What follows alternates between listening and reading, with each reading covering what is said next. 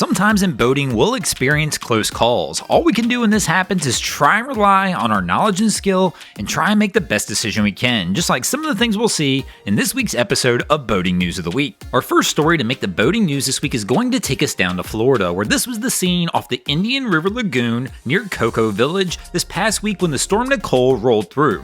During the storm, local officials received an emergency radio call from a sailing vessel that was trying to ride out the storm in the middle of the lagoon. The man claimed over the radio that his 3 anchors had broken free and his vessel had turned and was no longer facing into the storm and needed rescue. Fortunately, those calls were heard and the Brevard County Sheriff's Office sent a rescue vessel to the area as well as a Coast Guard dispatched a helicopter. After arriving on the scene, it was determined the best course of action was for the Sheriff's Office to try and take a small rescue boat out to the sailing vessel and try and pull the man off. So 2 deputies from the Brevard County Sheriff's Office, John Capella and Mike Ryle, set out into the heavy winds and waves to try and rescue the man off the boat in the rough waters. And here we can see the kind of conditions they were facing and the kind of battle they have as they were trying to fight the wind and waves and current in this small boat. They were barely making headway, but fortunately they make it to the sailing vessel and they're able to pull the sailor off and bring him safely back to shore. Fortunately, in this situation, our guy gets back to shore without any injuries. He's been living on the sailing boat for approximately 14 years. He's claimed that he's ridden out many storms, and this is the first time he's ever had one where all 3 anchors broke free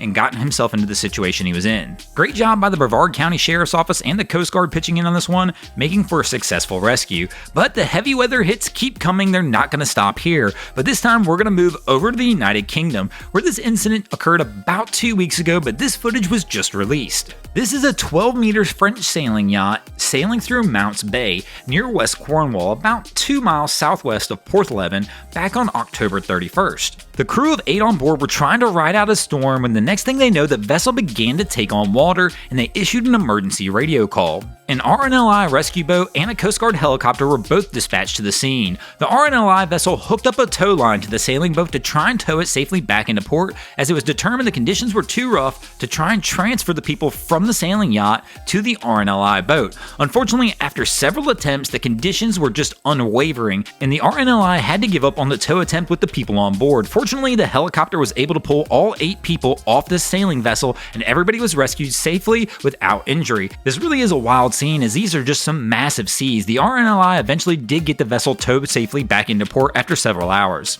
Our next story to make the boating news this week is going to take us to the coast of Portugal. We've actually reported on this a couple times in the last few years, as it's kind of become a common thing, where orcas have been reportedly off the coast of Spain and Portugal. I don't want to call it attacking, but playing with boats. Most of the incidents, people don't say the orcas were overly aggressive. It didn't feel like they were trying to attack them, but more like they were trying to play with the vessel. And as seen here, 2 weeks ago, the sailing vessel Smoose, Oceanus 393, was sailing approximately 14 miles off the coast of Portugal when all of a sudden the crew heard a loud thud, and the next thing they knew, they were surrounded by 6 orca whales, all taking turns biting the rudder of the vessel, eventually ripping it out, leaving a hole in the stern, causing the vessel to sink. Fortunately for this crew, as soon as the rudder broke free, the whales lost interest and actually wound up leaving. The crew aboard the Smoosh was quickly able to deploy their life raft and get off the vessel before it sank. Fortunately for these guys, there was a Good Samaritan yacht in the area which was able to swing by and pick them up, as they were able to get a radio signal off before the boat went down. But scientists really are concerned about this behavior, as it's becoming more and more common, and most of the reports are identical, which tells them that it's becoming an associated behavior. Almost all the incidents occur with orcas attacking sailboats, and they're almost always attacking the rudder.